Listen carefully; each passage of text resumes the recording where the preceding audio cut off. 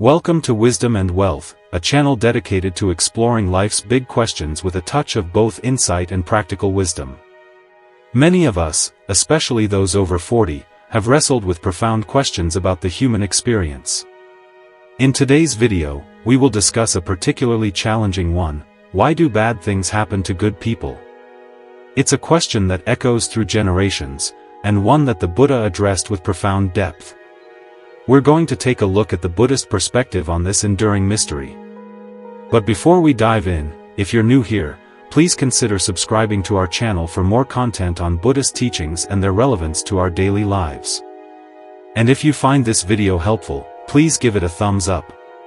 We're all in this together, and your support means the world to us. Maybe you've known this feeling, sitting beside someone you love, someone who has lived their whole life with kindness, never asking much for themselves.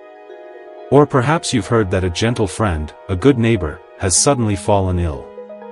And as the weight of sorrow settles in, another feeling quietly rises. Not just grief, but a question.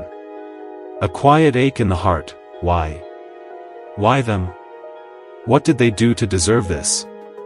This pain is not a flaw in you. This confusion is not a weakness. It is the shared cry of a human heart when life doesn't seem to make sense, when goodness doesn't seem to protect anyone. It's a question as old as consciousness, and one that deserves to be honored, not silenced. This video isn't an attempt to cover your wounds with pretty words or quick answers. It's an invitation to sit with the question, gently, honestly, and explore its depths. We invite you to walk together toward what the Buddha saw, not as a distant deity, but as a fellow human being who looked into the very heart of this suffering and refused to turn away. He didn't offer a promise to remove pain, but he did uncover a way to understand it, deeply enough that it no longer has to break us. Now, if you're enjoying this exploration of Buddhist thought and its relevance to our modern lives, please hit that like button. It helps us reach a wider audience and continue creating content that resonates with you. And if you're finding value in these insights, consider subscribing to Wisdom and Wealth. We're committed to providing thoughtful perspectives for navigating life's complexities. So, where do we begin this journey of understanding? Not with lofty ideas or distant ideals, but with the quiet truth that lives in our own chest, the ache we carry, often in silence. This was also where Siddhartha began. For most of his early life, he was protected from the world's harsher realities. But when he finally encountered them, sickness, old age, and death, he was not indifferent. He was shaken, deeply. The very same questions we ask today stirred in him, too. Why does life hurt? Why is there so much we cannot hold on to? It was not weakness that made him ask these things, it was clarity. And that clarity became the seed of his search. He sought to find a path through the inevitable pain and suffering that comes with living, something that affects us all, regardless of age or background. After his awakening, the first truth he shared was not some abstract philosophy, but a direct recognition of what we all feel: dukkha. While often translated as suffering, the word points to something more nuanced, a kind of underlying tension woven into the fabric of life itself, like a wheel that doesn't spin quite smoothly, even when the road seems calm. It is the truth that everything we love is fragile, that happiness fades, that even in moments of joy, a quiet uncertainty lingers underneath. This teaching is not pessimism. It is not meant to discourage or darken our view of the world. It is like a doctor naming the illness, not to alarm you, but to help you heal. Think of it as acknowledging the reality of life, just like we acknowledge the need for financial planning and investment in our wealth-building strategies. By naming dukkha, the Buddha was saying, I see it too. I've felt it too. And that simple act of seeing it clearly and saying it aloud is already healing. It tells us, your pain is not a mistake. The feeling that something is not quite settled in life, that too, is part of being human. There is nothing wrong with you for feeling this way. This is where the path truly begins, not in self-blame, not in denial, but in compassion, a deep and honest compassion for yourself and for the silent ache that connects all living beings. Now that we're halfway through, it's a perfect time to remind you to subscribe to the channel for more insights and content on how Buddhist philosophy can impact the way you look at life. We try to upload weekly and would love to see you as part of our growing community. Once the Buddha had acknowledged the deep wound of dukkha, he didn't stop there. He didn't tell us to merely accept it and resign ourselves to suffering. Instead, he pointed to a cause we can influence. This brings us to one of the most powerful ideas in his teaching, karma.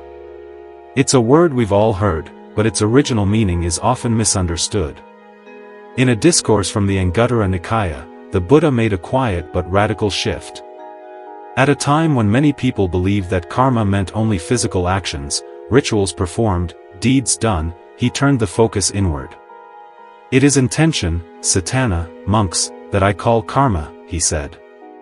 Having intended, one acts through body, speech, and mind. This is more than semantics, it is a revolution of agency. It means that the moral weight of an action lies not just in what is done, but in the quality of the heart behind it. The seeds of our future are not planted by mere motion, but by meaning, by our willingness to choose kindness, clarity, and care in each moment. This theme appears again in a profound dialogue found in the Majjhima Nikaya.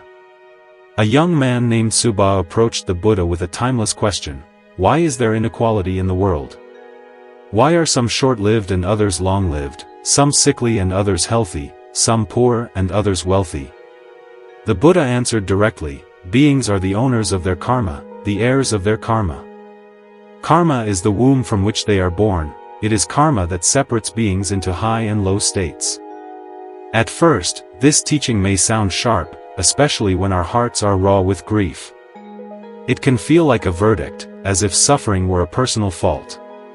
But that's not the spirit of what the Buddha was saying. To understand his meaning, we must understand the world he was speaking to. He was challenging ideas that left people powerless, the belief that all things were decided by divine will, or that life was random, or worse, predestined and unchangeable. Against these views, the Buddha's message was radical: you are not powerless. You are not merely at the mercy of fate. The choices you make, especially your intentions, carry real weight. This was not a teaching of blame, it was a teaching of responsibility. And responsibility, when rightly understood, is always a doorway to hope. Because what is shaped can be reshaped, what is built can be rebuilt. Yet, even with this understanding, a painful paradox remains.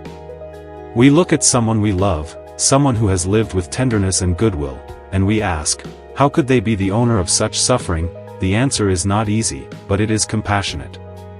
Our personal karma is a powerful stream, but it does not flow through an empty world. It moves through a landscape already filled with other forces: biology, environment, social systems, collective history. The life of our loved one is not a solitary current, it is a meeting place of many rivers. Think of their good intentions as seeds, noble, healthy, planted with love. But seeds grow within conditions. The richness of the soil, the sun and rain, the winds that pass through, all of these shape what blossoms and what doesn't. So we must hold two truths together. Yes, goodness matters, but no, it does not always protect us immediately from the storm. Goodness is not a transaction, it's not a guarantee of smooth outcomes, but it is never wasted. It is a force that strengthens the field of life itself. It makes the soil richer, the roots deeper, the world kinder, even when the weather turns rough. At this point in our journey, we find ourselves holding two truths, both powerful and seemingly at odds. On one hand, the Buddha teaches that we have personal agency. Our intentions matter. Our actions shape our path. On the other hand, life keeps reminding us that suffering can strike the kindest people, in ways that feel random and undeserved. This tension is not a flaw in the teachings, it is the doorway. It invites us not to choose one truth over the other, but to expand our view until we can hold both. To do that, we must zoom out, gently, courageously. We must begin to see suffering not as a single verdict, but as a storm, one that forms when many forces meet. Like wind, heat, and pressure converging in the sky, pain too is often the result of a complex intersection of conditions. To help us navigate this territory, later Buddhist thinkers offered a map, a way to understand how these forces interact. They called it the 5 niyamas, the 5 natural laws. This isn't a checklist the Buddha recited in one place, but a synthesis drawn from his many teachings. Together, they offer a framework for understanding why things happen the way they do. Utu niyama, the law of the physical world, climate, chemistry, physics. Bija niyama, the law of biology, genetics, cellular processes, organic life. Kama niyama, the law of intentional action, volition and its ethical results. Citta niyama, the law of mind, how thoughts and emotions arise and unfold. Dhamma niyama, the law of reality itself, the truth of impermanence, interdependence, and natural order. Let's return to something real. Imagine a good person suddenly facing a serious illness. At first glance, we might want to ask, why them? But now we look more deeply. Perhaps the main contributor is bija niyama, a genetic mutation, a fragile biological thread. But maybe utu niyama plays a role, pollution, toxins, unseen chemicals in the environment. And then there's kama niyama, not just personal karma, but collective karma, expressed through a stressed society, unhealthy food systems, or decades of systemic neglect. Now imagine an even more painful example, a child caught in a war zone. Here, utu niyama manifests as raw destruction, bombs, fire, collapse. Kama niyama appears on a massive scale, the result of generations of greed, hatred, and fear acted out by human communities. The child's own karma may be one small stream, but they have been born into the very eye of the storm. And what about us, those living ordinary lives with both pain and hope? Our own karma is like the path of a ship.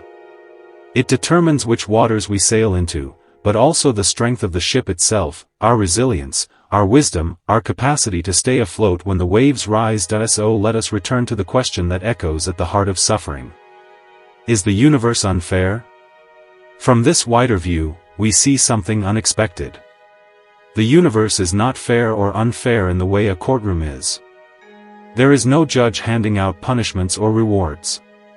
Instead, the universe is lawful, it operates with precision, not preference. A tragedy is not a sentence, it is a confluence, a tragic intersection of many streams of causes and conditions. This understanding will not erase your pain, it isn't meant to. But it can soften the burn of confusion. It can turn, why me, into a deeper kind of seeing, a quiet clarity that makes room for both sorrow and wisdom. And that clarity, though quiet, is the first ground of hope. Because once we see clearly, we no longer feel cursed, we simply begin to understand. After seeing how vast and complex life truly is, after realizing how many unseen forces shape each moment, it's natural to feel small. You might wonder, what power do I have in the face of all this? The Buddha's answer is both humble and quietly revolutionary. Start here, with your own heart, with your own mind. You may not be able to stop the storms outside, but you can learn to tend the ground beneath your feet. He didn't give us promises to control the universe, he gave us tools to transform how we meet it. And among these tools, two stand out like gentle lanterns in the dark, drawn directly from his teachings. The first is how we relate to the past. In the Salt Crystal Sutta, Lonaphila Sutta, the Buddha offers a simple image. Imagine placing a handful of salt into a small cup of water. The water becomes undrinkable. But if you drop that same amount of salt into a vast river, the river barely changes, it's still clear, still nourishing. The salt is our past mistakes, or the painful consequences of things we cannot undo. The cup is a mind that is tight, reactive, easily overwhelmed. The river is a mind that has been gently widened, through kindness, understanding, and the slow practice of forgiveness. We cannot remove every grain of salt from our story, but we can learn to expand the heart that holds it. This is not poetic metaphor, it is practical. When we grow our inner capacity, when we train in patience, compassion, and clarity, we create space around our pain. And in that space, healing begins. The second tool is for meeting pain as it arises. In the Arrow Sutta, Salatha Sutta, the Buddha spoke of two arrows. The first arrow is life itself, a sickness, a loss, a harsh word. It pierces us, we can't always avoid it. This is the natural pain of existence. But then comes the second arrow, one we fire into ourselves. It's the story we build around the pain, the anger, the self-blame, the why me?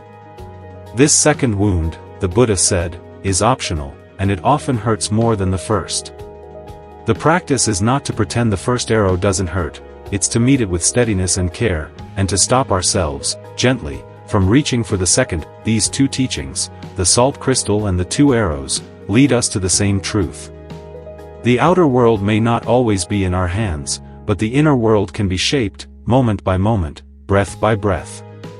We can choose spaciousness over bitterness, we can choose stillness over reaction. We can grow the river, we can drop the second arrow. And in doing so, we begin to reclaim something essential, the power to heal, right here, in the present moment. If you have enjoyed the video so far, please remember to subscribe to the channel. So with all this understanding, how do we return to our lives? How do we meet pain, our own and that of others, in a way that doesn't leave us bitter, broken, or numb? The Buddha's path forward is not about choosing one truth over another, it's about learning to hold two truths at once, like seeing with both eyes, like walking with both feet, one grounded in compassion, the other anchored in wisdom. The first is what we might call the view of the heart. This is the human truth, the one that lives in your chest when someone you love is hurting. In those moments, you don't need philosophy, you don't need cosmic explanations. You just need to be present, to sit beside someone in silence, to offer a hand, to say, I'm here. This truth sees people, not principles. It feels pain, not as a puzzle to solve, but as something to hold gently. This is compassion, and it's always the right place to begin. But when the moment has passed, and you find yourself alone with your thoughts, you are allowed to open your second eye, the eye of wisdom. This is the view we've been slowly unfolding throughout this journey. It sees the vast web of causes and conditions. It sees how suffering arises not from punishment or failure, but from the interweaving of natural laws, of impermanence, of karma, of conditions no one person can fully control. This view does not make you cold, it softens you in a different way.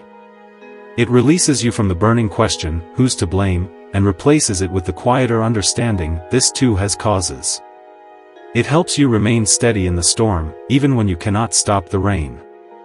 And so we discover that these two ways of seeing are not in conflict, they are complementary, like the wings of a bird. Compassion without wisdom can leave us overwhelmed, wisdom without compassion can leave us distant. But together, they give us balance.